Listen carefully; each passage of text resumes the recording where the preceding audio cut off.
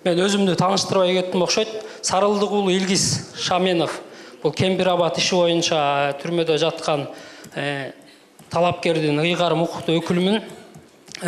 Бир аз биякта айткандын оозу жаман, ыйлагандын көзү жаман болуп, бул жетим тоо, Кемпир-Абад сыяктуу өзүнүн позициясын билгендер бир аз биздин оюбузча 7 айдан бери түрмөдө жатат да. Эми мисалы Бөлтүрк агабызга окшогондор өлкөгө миллиондогон зыянды алып келгендер бул жерден үй камагына чыгып кетип атат. Бөлтүрктүн агасы Өмүрбек Бөлтүрк деген киши бар эле. Биз ал кишилер болуп ушу Кумтөрдүн Кыргыз элисине өтүшүнө, анын ичинен Нарын областына 1% бөлүнүшүнө болгон жыйындарга активдүү катышып келгенбиз.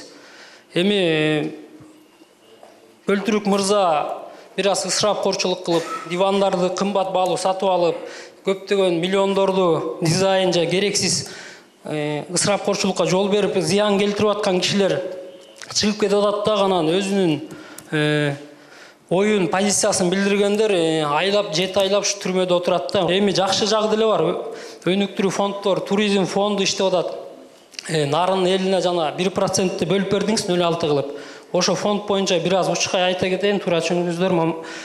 0,6% бөлүндү Нарынгачы Кумтөрдөн. Баткенге да 500 миллион фонд бөлүндү. Бул фонддордун кечиресиз бир аз положение менен уставтары так туура жазылбагандыктан рамкага кирип эч ошо каражаттар эффектив иштебей атат. Эми иним эме боюнча угуптур, Кемпир-Абад боюнча. Камакта жатат, анан позициясын бербей деп атасыз. Качан Кыргыз мамлекетине 100% пайдалуу чечим болуп аткандан кийин позициядан айланасыңбы?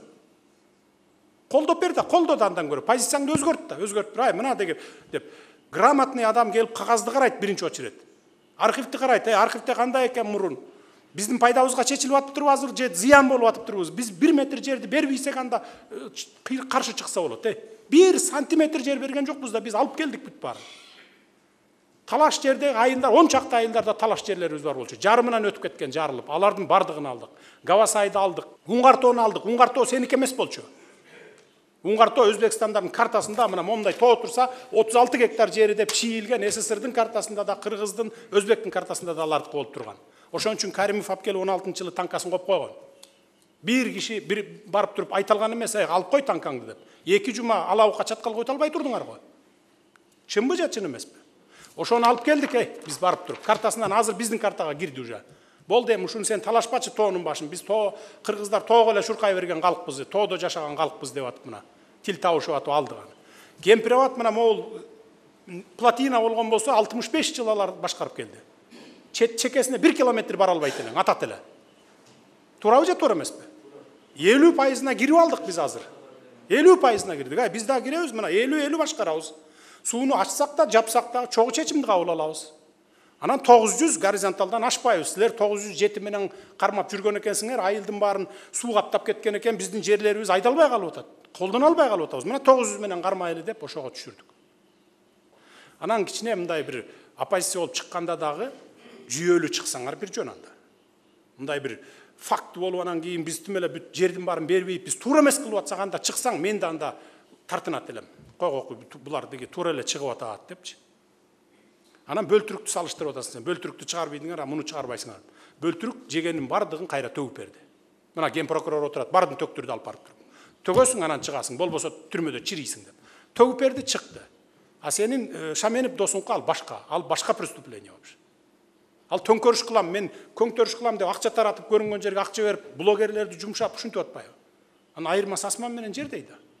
Азыр деле принцип ушундай бизде. Министрлерди ичип жеген министрлерди кайра төктүрүп туруп чыгарып коебуз. Чыгарып атабыз. Эмне кылабыз аны түрмөдө карап жатат. Мына билим берүү министри боюнча эле. 110 000 доллар алып кармалды эле, кайра баарын өкмөттүн полисине төктүрдүк дагы, өзүн чыгарып койдук.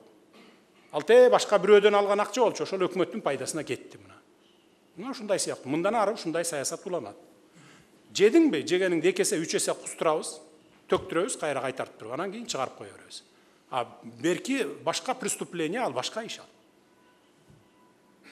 Коомго зыян келтире турган ишти жасап атса, анан биз неге башынан сылап отурушубуз керек алар? Андай болбойт сылануу. Фонд боюнча Нарынга 6% боюнча деп. анан бир мындай эле максатсыз пайдаланып кетпесе экен деп атпайсызбы? Аныңыз туура. Буга чейин кум төрүш дегенден баштап көлгө 1% берип келатат. 1%-тин пайдасын, таза кирешесин берип келатат да кумтөр. Эч бир жыргап кеткен бир объект да курулган эмес, элге пайда да келген эмес, бүт жеп уурдап кетишкен да. Азыр прокуратура текшерип атат 2013-жылдан беркисин баарын, 10 жылдан беркисин баарын текшерип атат. Пайдалуу нерсе салынган эмес. А нарындыкка 500 канча миллион чогулуп калган экен, мен аны бир тыйын коротпойсуң дедим да, азыр мамлекеттик ипотекалык компания аркылуу жаңы үйлөрдү куруп, кичинекей бир 5-6 үй болсо да куруп туруп, бир 5 этаж же 9 этаж, эгерде положенный үй болсо 9 этаж курабыз. Элге 20 жылдык неме менен берели деп атам. Мына то есть түшкөн акча элге кичине пайдасын тийгизсин, бир көзгө көрүнөрлүк бир иш болсун деп ошону неме кылып атабыз. Мындан ары аларга сөзсүз неме болот.